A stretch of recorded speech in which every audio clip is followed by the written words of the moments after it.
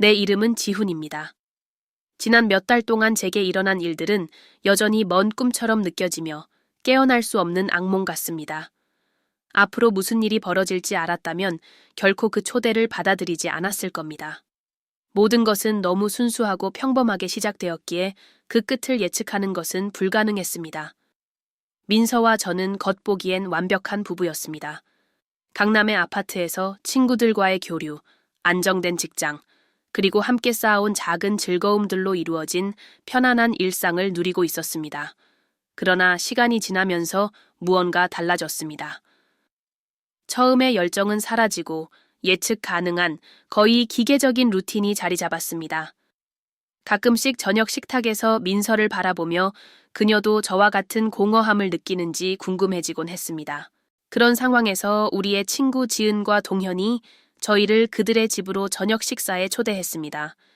그들은 항상 독특한 아이디어와 자유로운 삶의 태도로 유명했습니다. 민서와 저는 바로 그 점 때문에 그들을 좋아했습니다. 그들은 우리 일상에 부족했던 가벼움을 가져다 주었으니까요. 그날 밤 대화는 가벼운 웃음과 결코 비워지지 않을 것처럼 보이는 와인잔들로 시작되었습니다. 몇 번의 건배 후 지은은 모든 것을 바꿀 아이디어를 꺼냈습니다. 관계를 더 활기차게 만들기 위해 새로운 것을 시도해볼 생각 해본 적 있나요? 이 질문은 먹구름처럼 공기 중에 떠 있었습니다. 민서는 긴장된 웃음을 지었지만 아무 말도 하지 않았습니다. 지은은 계속해서 그녀와 동현이 최근에 부부 교환을 시도했으며 그것이 그들의 관계를 강화했다고 설명했습니다. 정말 해방감이 들어요. 그녀는 자신감과 도전이 뒤섞인 미소로 말했습니다. 그 순간 저는 민서를 바라보며 그녀의 반응을 찾았지만 제가 본 것은 망설임과 숨길 수 없는 호기심이었습니다. 이건 터무니없는 생각이라고 생각했습니다. 어떻게 이런 것을 고려할 수 있을까요? 그러나 제 안에 무언가, 어쩌면 권태감이거나 단조로움을 깨고 싶은 욕망이 계속 이야기를 듣게 만들었습니다. 그 후 며칠 동안 그 생각은 제 머릿속을 떠나지 않았습니다. 민서와 저는 이 주제를 여러 번 이야기했습니다. 항상 어색한 웃음으로 시작해 긴 침묵으로 끝나는 대화였습니다. 그녀도 저처럼 갈등하고 있는 것 같았습니다. 결국 우리는 이것을 단순히 실험으로 여기기로 했습니다. 명확한 규칙과 완전한 정직함을 바탕으로 함께 해보는 것이었습니다. 그것은 단순한 실험일 뿐 그 이상도 이하도 아니었습니다. 계획을 실행하는 날이 다가왔을 때 긴장감이 저를 사로잡았습니다. 다시 지은과 동현의 집에서 만났지만 이번에는 분위기가 달랐습니다. 공기 중에는 긴장감과 기대감이 뒤섞인 듯한 감정이 느껴졌습니다. 지은과 동현은 편안해 보였습니다.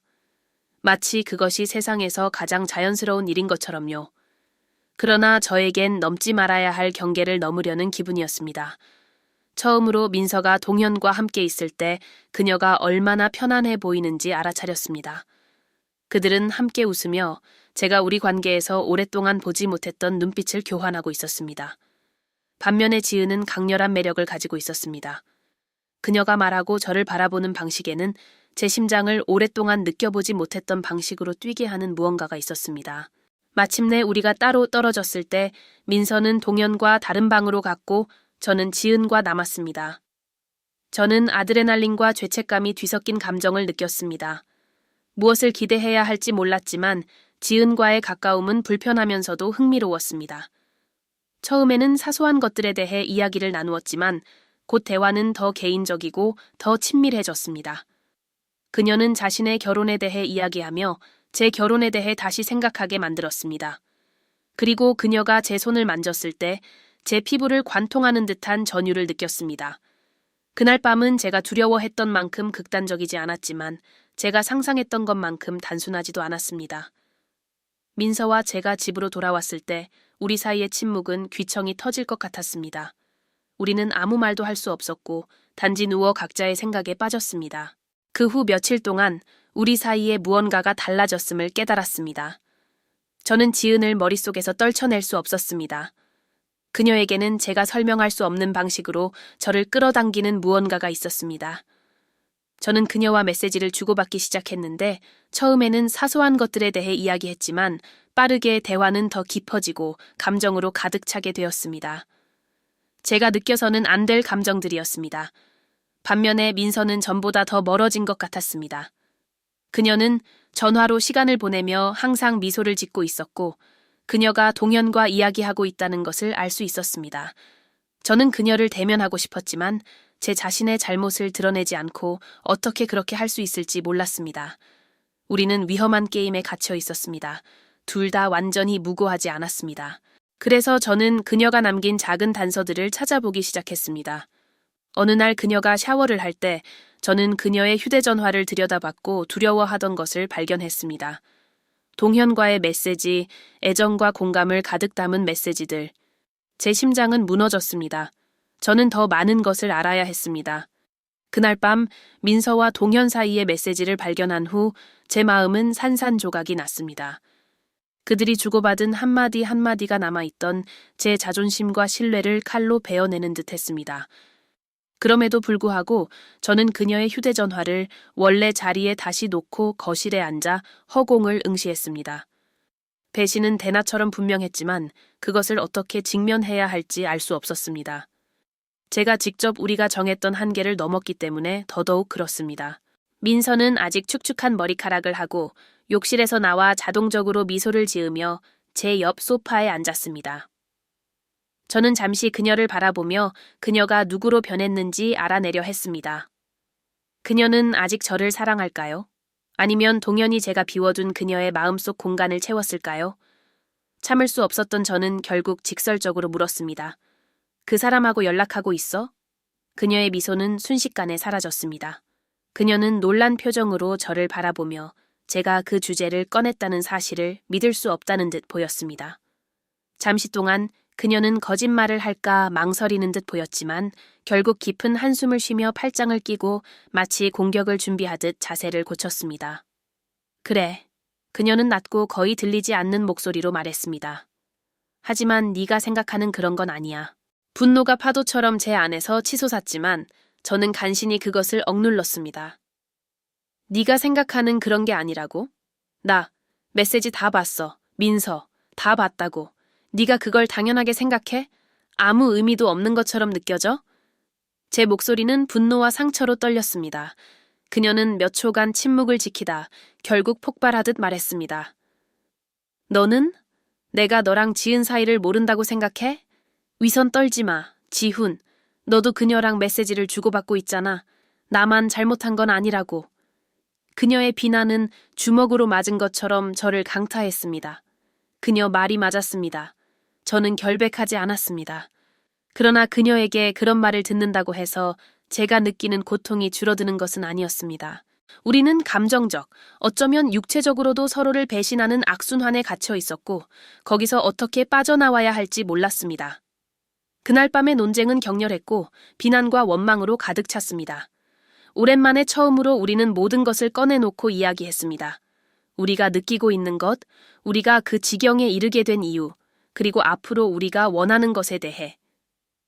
저는 그것이 전환점이 될 수 있기를 바랐지만 사실 그것은 더 깊은 추락의 시작일 뿐이었습니다. 그 후 며칠 동안 우리 사이의 긴장은 더 심해졌습니다. 민서는 여전히 친구들과의 만남이라는 핑계로 외출을 계속했지만 저는 그녀가 어디에 있는지 정확히 알고 있었습니다. 반면에 저는 지은의 메시지에 답하지 않을 수 없었습니다. 그녀에게는 제가 설명할 수 없는 방식으로 저를 활기차게 하고 민서와 함께한 지난 몇 년간 느껴보지 못했던 감정을 불러일으키는 무언가가 있었습니다. 어느 날 밤 민서가 또다시 외출했을 때 저는 가장 큰 실수를 저질렀습니다. 지은이 저에게 메시지를 보내 만나자고 했습니다.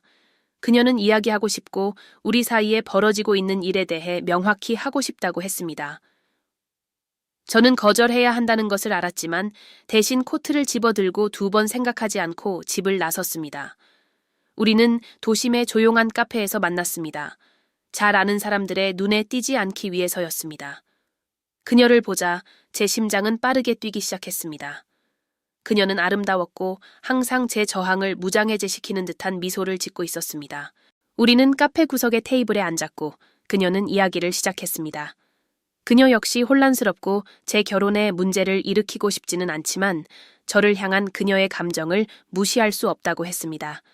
저는 그녀에게 그만하라고, 이것은 잘못된 일이라고, 그리고 저는 민서와의 관계를 구해야 한다고 말하고 싶었습니다.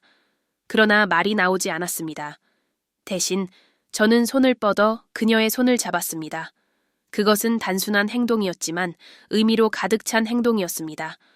그 순간 저는 되돌릴 수 없다는 것을 깨달았습니다. 제가 넘지 말아야 할 선을 넘고 있었습니다. 그날 밤은 카페에서 끝나지 않았습니다. 어떻게 된 일인지 모르겠지만 우리는 그녀의 아파트로 갔습니다. 우리 사이의 긴장은 폭발했고 그것은 해방감이자 파괴적인 순간이었습니다. 몇 시간 동안 저는 모든 것을 잊었습니다. 민서도 동현도 우리가 처음 내린 선택이 가져온 모든 복잡함도요. 그 순간 오직 우리 둘만 존재했습니다. 마치 세상 밖은 중요하지 않은 것처럼. 결국 집으로 돌아왔을 때 제가 저지른 일이 불가피한 벌처럼 저를 짓눌렀습니다. 민서는 이미 자고 있거나 적어도 자는 척을 하고 있었습니다. 저는 그녀 옆에 누웠지만 눈을 감을 수가 없었습니다. 제 머릿속은 혼란 그 자체였습니다. 어떻게 우리가 여기까지 오게 되었을까? 단순히 무해한 경험이 될 거라 생각했던 것이 어떻게 우리가 쌓아온 모든 것을 망가뜨리게 되었을까? 그 후 며칠 동안 민서는 이상하게 행동하기 시작했습니다. 그녀는 더 차갑고 더 멀게 느껴졌습니다. 마치 제가 무슨 짓을 했는지 이미 알고 있는 것처럼요. 저는 그녀가 모를 거라고 스스로를 설득하려 했지만 속으로는 제 얼굴에 진실이 쓰여 있다는 것을 느꼈습니다. 그러던 어느 날 점심을 먹고 있던 중에 그녀가 포크를 식탁 위에 떨어뜨리고는 저를 똑바로 바라보았습니다. 너 그녀랑 있었지? 그녀의 질문은 직설적이고 꾸밈 없었습니다. 제 첫 반응은 부정하는 것이었지만 그녀의 눈빛에서 뭔가가 저를 멈추게 했습니다. 거짓말 해봐야 소용없다는 것을 알았습니다. 그녀는 이미 알고 있었습니다. 그래, 저는 낮은 부끄러움으로 가득 찬 목소리로 인정했습니다. 그랬어. 이어진 침묵은 견딜 수 없을 정도였습니다. 민서는 자리에서 일어나 방으로 들어가며 문을 세게 닫았습니다. 저는 거기 앉아 모든 것이 제 주위에서 무너지는 듯한 기분이 들었습니다. 그 후 며칠 동안 민서와 저는 거의 말을 하지 않았습니다. 이미 컸던 우리 사이의 거리는 이제 끝없는 심연으로 변했습니다. 그리고 속으로는 더 이상 돌아갈 길이 없다는 것을 알고 있었습니다. 우리의 결혼을 되살리려던 시도는 우리 관계를 완전히 파괴하는 것으로 끝났습니다. 민서와 저는 같은 공간을 공유하면서도 마치 낯선 사람처럼 살았습니다. 그녀는 더 이상 제가 어디로 가는지 묻지 않았고 저도 그녀의 외출에 대해 묻지 않았습니다. 차갑고 무거운 침묵만이 우리를 감싸고 있었고 그 침묵은 날이 갈수록 더 깊어지는 것 같았습니다. 둘 다 우리가 돌아올 수 없는 지점에 있다는 것을 알고 있었지만 아무도 끝내는 말을 꺼낼 용기가 없었습니다. 어느 금요일 밤 제가 볼일을 좀 보러 나가려던 찰나 민서가 드디어 침묵을 깼습니다. 가기 전에 이야기 좀 할 수 있을까? 그녀의 목소리는 차분했지만 그 톤에서 느껴지는 무언가가 제 등골을 서늘하게 만들었습니다. 저는 망설이며 동의했고 소파에 앉았습니다. 그녀는 팔짱을 낀 채 서 있었습니다. 지훈, 솔직히 말해야겠어. 그녀는 말을 꺼냈습니다. 이렇게 산다는 건 더 이상 불가능해. 우리가 이렇게 망가진 걸 고칠 수 있을 거라며 속이는 것도 못하겠어. 그리고 나도 인정해야 할 게 있어. 아마 너도 이미 알고 있을지도 모르겠지만 제 심장은 빠르게 뛰기 시작했습니다. 그녀가 드디어 자신과 동현 사이에 벌어진 일을 고백하려는 걸까? 모든 것이 한꺼번에 드러나는 순간이 지금일까? 나, 동현을 사랑해. 그녀는 한 번에 말하며 그녀가 짊어지고 있던 짐을 벗어버리려는 듯 했습니다. 저항하려고 했어. 내가 정말 무슨 감정을 느끼는 건지 이해하려고도 했지만 더 이상은 속일 수 없어. 그는 내가 너와 함께하면서 오랫동안 느끼지 못했던 감정을 느끼게 해줘. 그녀의 고백은 거대한 파도처럼 저를 덮쳤습니다. 그런데도 이상하게도 저는 안도감을 느꼈습니다. 듣기 쉬운 말이어서가 아니라 드디어 모든 것이 밝혀졌기 때문이었습니다. 하지만 그 다음 그녀의 말은 제가 예상하지 못한 것이었습니다. 하지만 너도 예전과 같지 않다는 걸 알아. 너랑 지은도 우리가 용서할 수 없는 선을 넘었다는 걸 알아. 난 여기서 너를 비난하려는 게 아니야, 지훈. 대신 다른 제안을 하려고 왔어. 내 안도감은 혼란으로 바뀌었습니다. 그녀가 무슨 말을 하려는 건지 이해할 수 없었습니다. 제가 묻기도 전에 그녀는 말을 이어갔습니다. 나 동현과 이야기를 했어. 그리고 지은도 너와 비슷한 이야기를 했을 거야. 우리 더 이상 이렇게 속이고 싶지 않다는 결론을 내렸어. 그래서 이제 아예 바꾸는 게 낫겠다고 생각했어. 저는 눈을 깜빡이며 그녀가 방금 한 말을 이해하려 애썼습니다. 아예 바꾼다고? 저는 되묻고 나서도 믿기지 않았습니다. 민서는 고개를 끄덕이며 제 눈을 똑바로 바라보았습니다. 그래, 지훈. 우리 4명이 모여서 얘기했어. 그리고 우리가 지금의 결혼 생활을 계속하는 건 의미가 없다는데 동의했어. 동현과 나는 함께 있고 싶어. 그리고 지은은 너와 함께 하고 싶어 해. 우리 둘 다 알고 있잖아. 우리가 가졌던 건 이미 끝났어. 그러니까 왜 이렇게 계속 살아야 해? 그녀의 말이 제 머릿속에서 폭풍처럼 휘몰아쳤습니다. 정말 이렇게 끝나는 건가? 모든 것이 이렇게 정리된 방식으로 끝날 수 있는 걸까? 저는 안도감을 느껴야 했습니다. 어쩌면 이렇게 간단한 탈출구가 있다는 것에 기뻐해야 했을지도 모릅니다. 하지만 대신 제 안에서 커져가는 공허함을 느꼈습니다. 모든 것이 차갑고 기계적으로 느껴졌습니다. 마치 우리의 감정이 체스판의 말처럼 재배치될 수 있는 것처럼요. 그녀에게도 이 이야기를 했어? 저는 의도보다 더 거친 목소리로 물었습니다. 민서는 다시 고개를 끄덕였습니다. 응. 그리고 그녀도 너와 이야기하고 싶어 해. 지금 너를 기다리고 있어. 어떻게 반응해야 할지 몰랐습니다. 아무 말 없이 집을 나섰고 서울 거리를 헤매며 머릿속이 혼란으로 가득 찼습니다. 결국 지은의 아파트 앞에 멈춰 섰습니다. 문을 두드리자 그녀는 마치 이미 기다리고 있었던 것처럼 바로 문을 열었습니다. 그녀의 얼굴은 차분했지만 눈에는 약간의 불확실함이 드리워져 있었습니다. 이미 들었지? 그녀는 제가 들어갈 수 있도록 문을 열며 물었습니다. 저는 고개를 끄덕이며 말을 잇지 못했습니다. 그녀는 저를 거실로 안내했고 우리는 몇 분 동안 침묵 속에 앉아 있었습니다. 마침내 그녀가 입을 열었습니다. 나 네오와 함께하고 싶어, 지훈. 하지만 네가 과거에 얽매여 있다면 그럴 수 없어. 이 모든 것이 잘못된 방식으로 시작되었다는 걸 알아. 하지만 어쩌면 이건 새로운 시작, 더 나은 무언가의 시작일지도 몰라. 그녀의 말은 일리가 있었습니다.